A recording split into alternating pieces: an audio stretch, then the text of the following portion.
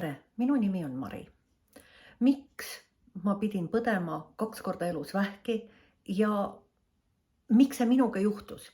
Sest ma teadsin, et mõtted juhivad minu elu ja minu teadlikud mõtted olid, nagu meil kõigil on, ma tahan olla õnnelik, noor, terve, rikas, omada suurepäraseid suhteid.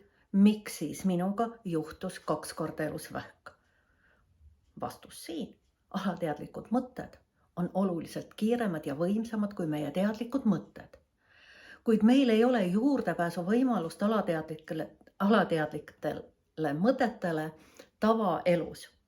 Meil on tarvis selleks muuta seisundit.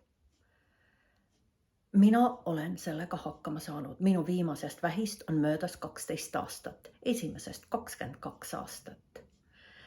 Sel kuul 16. augustil kella 7 õhtul kella 22-ni oma enda kodus istudes arvuti ees sa saad vabaneda destruktiivsetest alateadlikest mõtetest, mis tekitavad probleemi sinu tervises. Palun tutvu infoga.